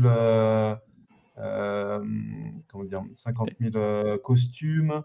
Rien que la scène de et char, c'est 15 000 figurants et ça a nécessité mmh 78 jours de tournage, je le disais tout à et pour l'heure. anecdote, je crois que Sergio Leone a travaillé là, il était dans ses débuts. Je pense j'avais appris ça Mm. aussi à un moment, voilà. Mhm. Et Je pense pour que revenir c'est une au... ouais. Oh, pardon, excuse-moi, vas-y. Ouais, je pense que c'est une raison pourquoi on en voit pas beaucoup, dans les années 2000-2020. C'est trop cher pour les sociétés de production, Bah, ça dépend ce que c'est tu veux faire. Ouais, devenu si tu veux faire ouais, du mais Ben-Hur, c'est clair que voilà. tu sais, maintenant, aujourd'hui, les décors naturels, il y en a de moins en moins, c'est la CGI, c'est en plateau, plus besoin de galère de météo, on s'en fout, on gère tout en plateau et quand tu dis: «Bah, je veux faire un péplum, en décor naturel avec X décors, X scènes de chars, ça va coûter tant» et tu sais, aujourd'hui, maintenant, c'est, combien ça va vendre de tickets de cinéma, combien ça va Oui, vendre de oui, mais c'est pop-corn ça, ouais. ils pensent à ça. Donc c'est pour ça que les péplums, je pense pas que les sociétés veulent pas. C'est que non, tu rigoles, je vais pas mettre des milliers et des milliers de dollars pour un film qui tapera pas forcément le milliard non plus. Quoi. Donc, À moins de s'appeler Ouais. Ridley Scott, oui, je pense que c'était ouais, difficile. voilà. Voilà. Ouais, c'est ça, à mon avis, il y a tout ça qui joue, quoi. De toute façon, actuellement, le seul réal qui peut se permettre d'avoir budget limité sur ses films, quasiment, c'est Cameron. Parce que Cameron, il dépasse systématiquement le milliard à chaque fois qu'il sort un film. Donc, c'est le seul où le mec qui dit je veux 500 millions, on lui donne. Quoi. Ouais. Malheureusement, il ne fera pas de péplum. Même sous l'eau, il n'en fait pas, tu vois. Et pour revenir à ce que tu disais tout à l'heure, Rémi Sionner, sur les films ayant obtenu le plus d'Oscars, oui, donc il est dans le top 3. Donc en fait, c'est 3 films qui ont eu 11 Oscars. Et c'est Ben-Hur, Le Seigneur des Anneaux, Le Retour du Roi et Titanic. C'est ces 3 films qui ont eu 11. Okay. Mais du coup, oui, quand même, on rappelle pour ceux qui rattraperont en replay, c'était rare quand même pour des films d'époque, il y avait de gros budgets. Et donc là, c'est parce qu'il y avait des noms aussi derrière. Mais en temps normal, voilà, comme je dis, c'est pas pour faire le casse-couille que de chiant. C'est la scène dont je parlais tout à l'heure. En même temps, tu mets 2 poids lourds l'un face à l'autre. Donc, tu as une masterclass, quoi. C'est normal, quoi. Et pour un film qui dure 3h30, hein, quand même, faut presque 3h30, faut le dire. Hein, t'as pas vraiment le temps de t'ennuyer, quoi. T'as la bataille navale, elle est quand même super bien. C'est vrai que c'est un des rares. La course de chars mythique, c'est. Voilà. Après, il faut aimer des beaux décors, faut aimer voir des scènes où pendant quelques minutes on voit des personnages bouger, etc. Faut aimer les films. T'as pas d'action, ouais, c'est plus voilà, transposition. C'est d'un côté, t'as vraiment ce qui te tient en haleine, parce qu'il faut dire ce qui est la course, elle te tient en haleine. Et puis à l'autre côté, il faut des temps morts, donc c'est un peu normal que ce soit pas un film qui ne fasse que de l'action, que de l'action, que de l'action. Mais justement, ça amène à ces séquences-là pour que ce soit plus faux, comme on a dit. Des fois, il faut bien poser le contexte. Mais ça, c'est un autre débat. C'est un autre débat. Et puis l'actrice Esther, juste pour terminer là-dessus, est quand même. Enfin, on a une position de femme forte quand même dans ce film plutôt vieux. Et elle a une position plutôt intéressante. C'est vrai que c'était rare pour l'époque. Du coup, je sais que lui aimait beaucoup une certaine série que j'ai essayé, mais j'ai encore du mal niveau dialogue à trouver vraiment un intérêt. Mais je pense que mes confrères ne se rendront pas compte parce que là, pour le coup, la série tire presque son nom de l'émission tire presque son nom de la série quelque part. Je sais pas pourquoi je m'affiche en grand. Attendez, petit souci. Voilà, partage d'écran. Notamment où un certain Kevin McKidd faisait ses débuts. Ça m'a fait rire parce que je l'ai vu en barbare en germain il n'y a pas longtemps, vraiment un contre-emploi. Rome, forcément, qui parle de certains événements qu'on a cités tout au long de cette émission, notamment la chute de César et ce qui en a suivi avec Octave, etc., dans les saisons qui ont suivi la une, forcément, puisque la une, c'est la transposition, celle qui plante vraiment le décor. Donc ouais, là j'ai mis plateforme de streaming, ils me disent qu'il y a les 2 saisons sont. Je pensais qu'il y avait plus, mais en tout cas ils disent qu'il y a 2 saisons avec le pass Warner. Donc par Prime apparemment, voilà, Prime Video, mais avec le pass Warner, ou sinon sur Apple. Et il y a aussi la série. Donc, à l'époque, c'était sur Canal, il me semble, si je ne me trompe pas. Ouais, c'est possible ça. Je crois que j'en ai dû parler, ou en tout cas qu'il y avait le logo dedans. Donc voilà, en tout cas, Apple et Prime, mais Prime, il faut le pass Warner. Donc, pour ceux qui l'auraient et qui seraient tentés. Donc il n'y a personne d'entre vous qui l'a vu, c'est ça? Non, parce que moi, celle de Netflix que j'avais en tête, ça s'appelle Roman Empire. Ouais, c'est une série. Ah oui, Roman Empire, c'est une série documentaire. Ouais, Roman Empire, ouais. Que j'avais trouvé intéressant. Que j'avais trouvé intéressant. Et puis j'ai discuté histoire appliquée une nouvelle fois dans une de ses vidéos. Et je sais plus laquelle, et j'ai mis en dessous non, parce qu'il parlait de Roman Empire. Et je fais quoi, c'est pas bon? Il fait ah oui, non. Je fais oh merci, dommage. Je pensais qu'il y avait des trucs. Et en fait, Roman Empire, c'est comme la série.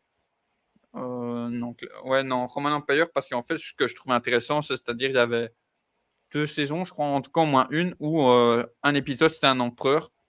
Et du coup, en fait, ce qu'il y a, Netflix beaucoup, en tout cas pour l'audimatch, je sais pas si vous le savez, mais il joue quand même beaucoup entre le fictionnel et les vrais faits, en tout cas de ce qu'on a appris par des historiens. Donc voilà. En tout cas, selon Histoire appliquée, il y a plus, à mon avis, de fictionnel que d'autres choses. Oui. J'allais dire que depuis Gladiator, de souvenirs, je ne vois que la version de Ben-Hur des années 2000. Et puis, Ouais. le film alors qui n'était pas non plus exceptionnel, hein, mais sur la chute de Pompéi Ah oui. avec l'acteur qui joue dans Game of Thrones. Alors, je me souviens Ouais. Kit plus. Harington, ouais. Harrington, ouais. C'est Ouais, vrai. ça, par contre, non, désolé pour ceux qui ont aimé, mais c'était de la merde.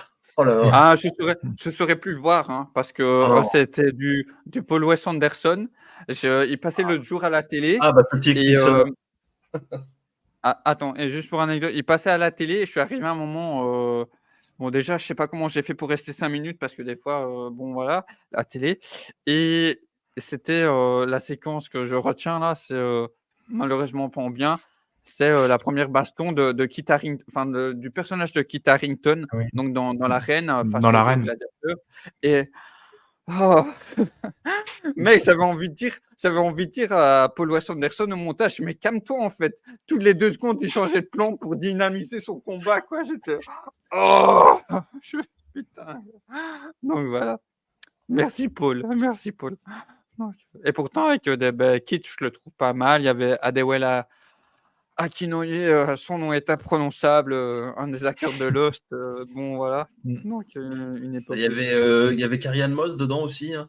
Trinity de Ouais, Mmh. il y avait un putain de casting, hein. Il y avait Kiefer Sutherland aussi qui a du coup le rôle du méchant là, du coup dedans, bon Le problème, c'est qu'il y avait des bons acteurs, mais il n'y avait pas un bon réal, donc bah, forcément. Hein. ouais. Ah bah ça.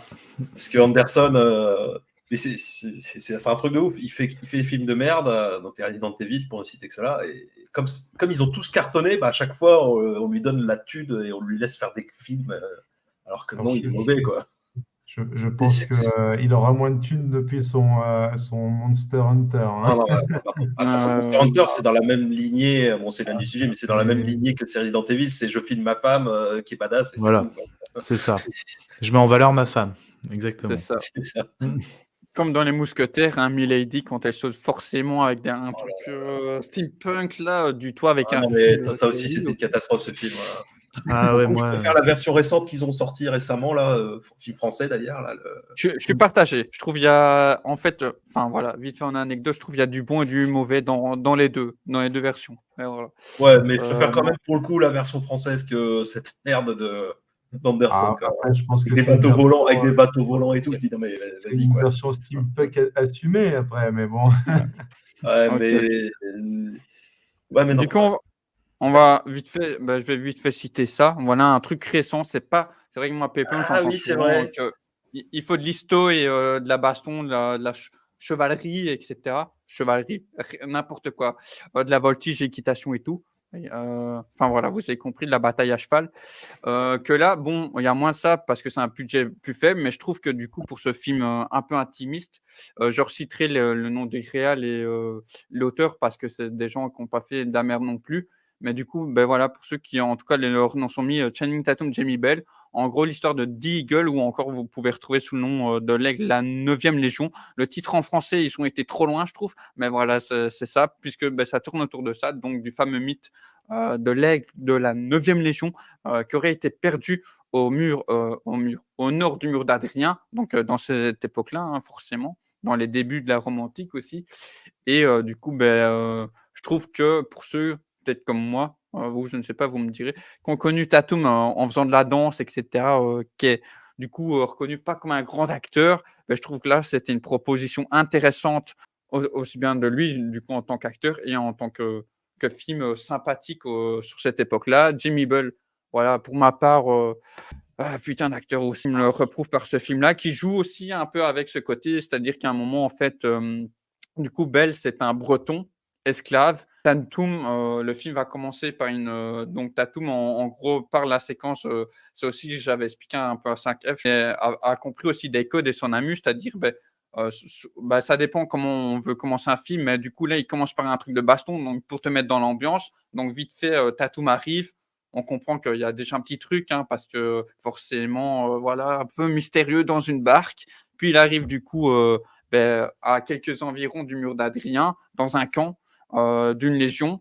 Donc il devient, j'ai plus le nom, mais peut-être que Razou pourra me dire. En tout cas, je crois que c'est un centurion à ce moment-là.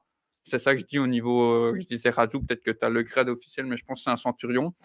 Et du coup, voilà, il maintient le truc, en tout cas pendant quelques jours. On sent qu'il a du flair, il y a un truc. Et ça parle déjà, je veux sauver l'honneur de ma famille et tout. Et puis, on apprend, c'est pas du gros spoiler, c'est vraiment dans le début du film, qu'en fait, son père tenait la 9e Légion et que son père aurait perdu l'aigle. Donc voilà, on comprend tout de suite, du coup, où ça veut nous emmener par ensuite un enchaînement de situations. Il va être blessé face. Ouais, j'allais dire les Gaulois, non, il est sur le sol. Il est blessé face à du coup des Anglo-Saxons. Je crois que c'est ça, hein, ces peuples-là à ce moment-là. Si je dis une bêtise, n'hésitez pas à me dire ici ou en tout cas dans l'espace commentaire, le chat. Et du coup, il va se retrouver blessé. Et donc, c'est là qu'il va. Je vais pas tout raconter, mais du coup, avoir son lien avec le personnage de Jamie Bell. Et du coup, après, il va vouloir retourner au mur. Du coup, là, aller vraiment au mur d'Adrien pour la quête qu'il avait depuis le départ. Surtout que voilà, c'est un peu vite fait, mais c'est pas tout.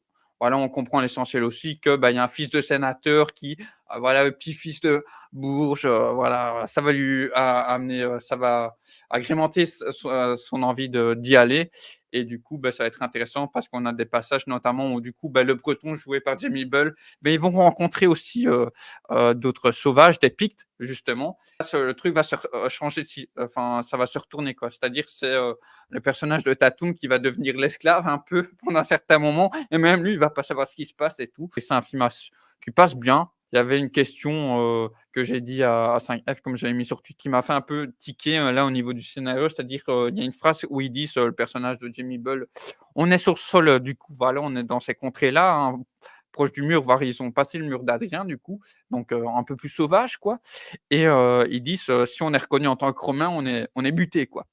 Mais je fais, mais normalement, les Romains, ils avaient des caligas à leurs pieds, quoi.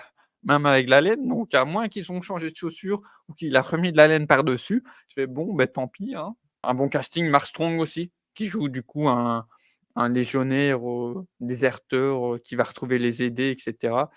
Alors, ce film-là, je crois que je l'ai vu il y a très longtemps, donc du coup, j'ai quelques bribes de souvenirs par ce que tu me racontes. Qui est vachement mieux que Centurion, hein. Voilà, excuse-moi. Centurion Comment? avec Fassbender, Oui, voilà, ça. j'étais en train de penser à celui-là aussi. C'est vrai que il ressemble. Enfin, je pense que c'est au même endroit, donc ça me Il y a un disait truc quelque chose. similaire, ouais, dans le truc de l'aigle et tout. Ouais. C'est ça, et avec les Celtes et tout. Ouais, Et oui, alors pour la petite histoire, Jamie Bell, c'est Billy Elliot, je sais si vous vous en ouais, souvenez, ou pour les personnes c'est qui ça. nous écoutent. C'est vrai que quand j'ai vu le film, je me suis dit, mais lui, je le connais, où est-ce que je le connais? Jusqu'à retrouver Billy Elliot, qui est un super film d'ailleurs. Oui, je pense que j'ai des bons souvenirs de ce film, même si mais je l'avais occulté de ma mémoire. Il n'était pas trop mal, je pense. OK. Franchement, ouais, ça du coup, vous avez compris, ça crée une il y a ce lien, comme on parlait de la Rome antique aussi, fraternelle, Mm. ça qui montre les belles valeurs là, du coup, de la Rome, voilà, en somme. J'ai noté, hein, donc On en a voilà, parlé quand tu l'avais partagé sur tes réseaux et du coup, ouais, je l'ai mis dans ma liste à regarder, quoi. Donc, tout à fait. Tu fais bien. De toute façon, on s'en redira quoi, hein, de ce qu'on aura vu, lu, et cetera là-dessus. Pour J'ai l'instant, un film qui me revient à l'esprit, mais le titre ne sonne pas péplum comme ça, parce que c'est pas vraiment un péplum, mais c'est le roi Arthur. Parce que justement, il part du principe que le roi Arthur, avec justement, Clive Owen, alors, je suppose, c'est ça? oui, avec Keira Knightley qui joue une Picte. Et donc, justement, Mmh. là, pour le coup, il parle du fait que Arthur, c'était Arturos, comme, un peu comme Camelot d'ailleurs, Artorius. c'est un Romain. Et on voit sa table ronde qui a d'ailleurs un design plutôt romain, là, c'est-à-dire plutôt que imaginer la table en pierre, on a vraiment une table avec un style romain, etc. Et donc, ouais, là, c'est pas vraiment un péplum, mais il y a quand même un peu de romain dans l'histoire, et notamment, surtout au début, avec toute l'histoire de Arthur, justement. Excuse-moi, ça prend racine dans l'âge sombre, hein, donc la fin de l'Antiquité en fait romaine. Et il y a un casting de fou, hein, en tout cas pour les anciens, comme tu as dit. D'ailleurs, même l'affiche, ça fait clairement penser à Rome, là, avec bon, pas l'épée, mais le tissu rouge comme ça, ça fait très Mhm. romain quand même. Ouais, ouais, ouais. C'est des Romains, hein, c'est des Romains. Même Lancelot, les principaux sont là, quoi. Tous les Donc, chevaliers sont romains, je crois, quasiment dans le film. Pas tous, ouais. mais puis même là, on voit sa tenue au début, il est habillé en romain de toute façon, hein. En tout cas, une tentative de nous faire comprendre que c'est la Rome antique, tout à fait. Ouais. Parce que ça, je crois pas que c'était très romain. Tu vois. Mais oui, après, C'est sûr, il y a des films en termes d'armure, il y en a, ça fait plus ou moins toc, plus ou moins réaliste, ça dépend. Mais, En tout cas, une nouvelle fois, merci d'être là. Du coup, par rapport à tout ça, est-ce que vous pensez que les Romains, de manière générale, correspondent à cette définition Berserkers? Vous avez 4 heures. Allez, c'est votre, c'est votre exposé. Bah, je pense que quand ils sont, en fait, c'est l'objectif qui donne le fait aussi qu'ils se transforment en berserker. Et à partir du moment, enfin, la plupart des films dont on a parlé, c'est des personnages qui sortent de l'ordinaire et qui ont quelque chose dans leur trip qui fait que oui, effectivement, le côté berserker vient pour asseoir leur vengeance, leur dessein ou n'importe quoi. Donc, je pense que oui, pas tous les Romains, mais les grosses Tout à fait. figures, il y a un côté Ok. berserker. Même si les Romains sont passés par les Vikings et les ont bien tapés, ils ont peut-être récupéré ça en passant par le Nord. C'est ça, ouais, tout à fait. Forcément, en tombant sur des Belges aussi, ces fameux Belges. Du Certainement. fibre gaulois, quoi. 5F ou Ratsu, qu'est-ce que vous pourriez rajouter selon moi? Moi, je rejoins Rémi. Pas tous les Romains. Tu me mets un film sur, bah, forcément, pour conquérir des terres, je pense qu'il faut mentalement, faut avoir un minimum de berserker. Par contre, oui, si c'est au niveau politique, tout ça, voilà, sur le Sénat, comme on a parlé, non, donc je rejoins Rémi sur pas tous les Romains, donc on va dire, l'armée romaine, ouais. L'armée romaine, Ah, ok, devait en avoir. Je suis convaincu. tout à fait. Ratsu?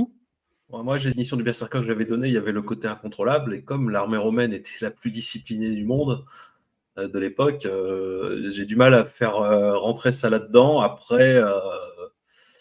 Mais après, si on prend des individualités comme par exemple tout simplement les gladiateurs, pour moi les gladiateurs, ce serait plutôt eux qui représenteraient l'image du berserker dans Rome, parce que là pour le coup, puis eux en plus ils n'ont rien à perdre, c'est des esclaves, et il faut ils peuvent mourir à chaque fois qu'ils vont dans l'arène.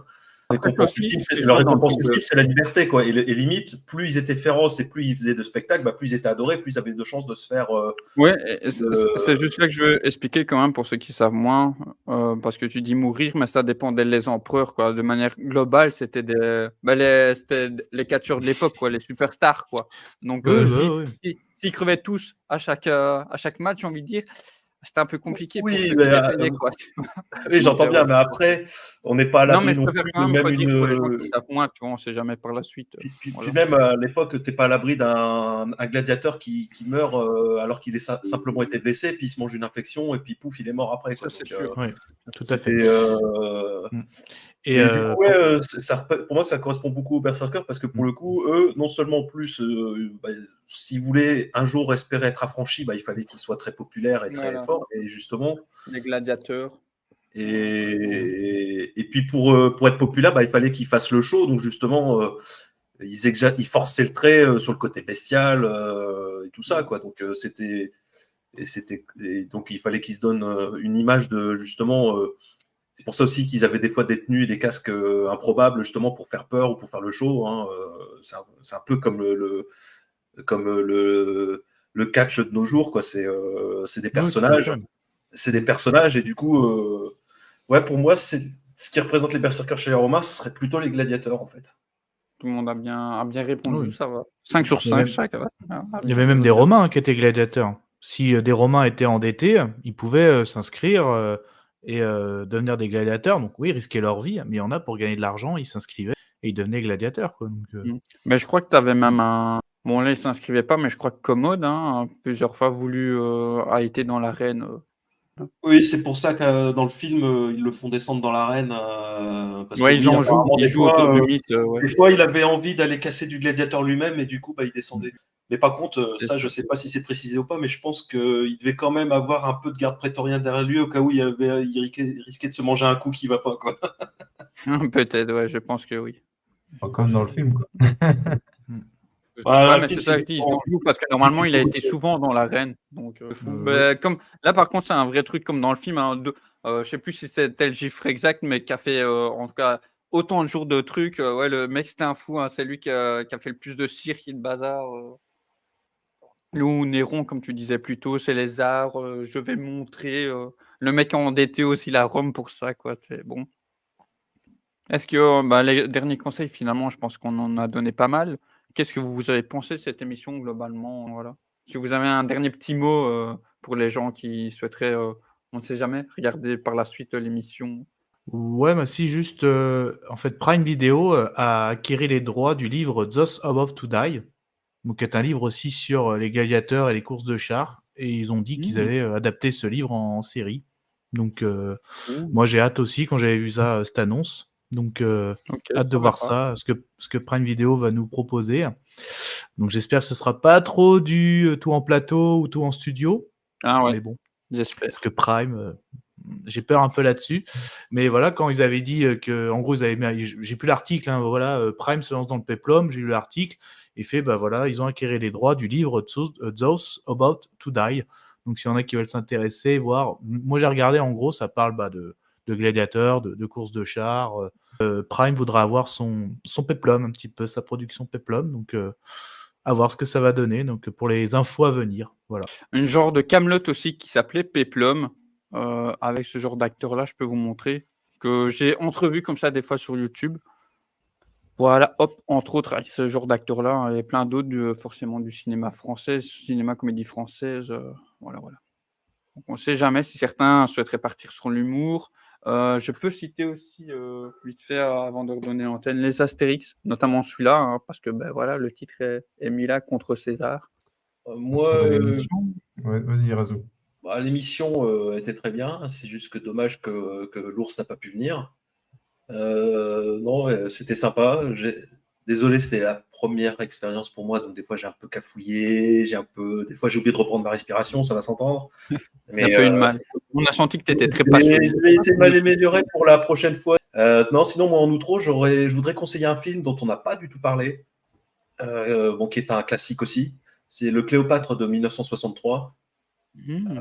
Qui est un film qui est monstrueux. Pareil, Avec en termes de. Marc-Antoine, du coup, dedans. Oui, là, il y a la totale. Il y a Cléopâtre qui est joué par Et Elisabeth Taylor, qui est magnifique. Et il y ouais, a c'est Richard le Burton Cléopâtre, qui fait, ouais. Je l'ai pas il y a vu, Richard mais Burton qui fait Marc-Antoine. Et puis dans le film, il y a aussi César et Octave. Et en termes de production, pareil, c'est un film de 63, mais ouais, colossal, je crois. l'immensité des décors et de mise en scène, c'est juste fabuleux, quoi. Donc, ça, c'est un classique. Si vous l'avez pas vu, je le recommande fortement, celui-là. J'espère quand même que ça attirera un minimum de gens parmi vous, hein. L'histoire, c'est toujours intéressante, je trouve pour ma part, comme pour mes confrères. Et puis, qu'il y aura surtout des adaptations, de nouvelles adaptations intéressantes, que certains auront des petites couilles quand même pour au moins tenter des petites choses, hein, comme Prime, hein, voir ce que ça pourra donner. Peut-être avoir aussi avec, je sais pas si c'est reboot, mais de Spartacus, hein, qui sait. Pour ceux qui veulent s'y mettre, peut-être que commencer par Gladiator, qui est peut-être le plus abordable Plus accessible aujourd'hui, en on va film, dire, ouais. le plus accessible, ouais. Et puis après, tenter les films dont on a tous un peu échangé, qui datent de différentes époques, hein, ceux de 1950-1960, c'est vrai qu'ils ont la qualité de raconter quelque chose, une belle histoire, etc. Enfin, on voit Il y a une que profondeur, ouais, il y a un charme, voilà, ça a une profondeur, etc. Oui, il faut s'accrocher sur la durée, mais ils le méritent, ces films-là. parce que c'est vrai que du coup, moi, je serais pas très objectif non plus, ouais, vu qu'on a été versé là-dedans. Voilà, tout à fait. Les gars, attends, du coup, merci à tout le monde. N'oubliez pas le petit like, de vous abonner, et cetera. Et c'est vrai que j'avais parlé de ça tout à l'heure. Donc, Rémi, Razou, je sais pas si vous êtes disponible sur Twitter, donc les gens, n'hésitez pas si vous voulez leur livrer des petits messages par rapport à ce genre de thème. Et 5F. Vas-y. La chaîne, tout simple, elle s'appelle 5F, comme là mon pseudo pour ce live. Là-dessus, qu'est-ce qu'on y trouve? Des vidéos avis sur séries, animations, films, tout ce qui est lié à la pop culture du moment. Les mardis, c'est en live avec mon binôme Djilali, où tu étais mardi dernier avec nous, Yes. d'ailleurs. Voilà, donc en fait, mes vidéos sont sans spoiler. Elles sortent généralement le week-end, hein, parce que les sorties ciné sont le mercredi, plateforme c'est jeudi, vendredi, donc le temps de les voir et de faire les vidéos c'est le week-end sans spoiler. Et en live avec mon binôme, c'est là on se permet, on fait les lives, on en fait au moins 2 par mois. Donc on laisse le temps les gens de les regarder. Là, on se permet de spoiler parce que le live, l'intérêt avec le poteau, le binôme et le chat, c'est d'échanger justement et pas se bloquer. Justement, là, on échange. Donc on en fait au moins 2 par mois. Puis voilà, en gros, voilà comment ça se passe la chaîne. Donc 2 lives par mois et sinon les week-ends, des vidéos à vie sur ce qui sort en ce moment, séries, animations, films, pop culture. Voilà.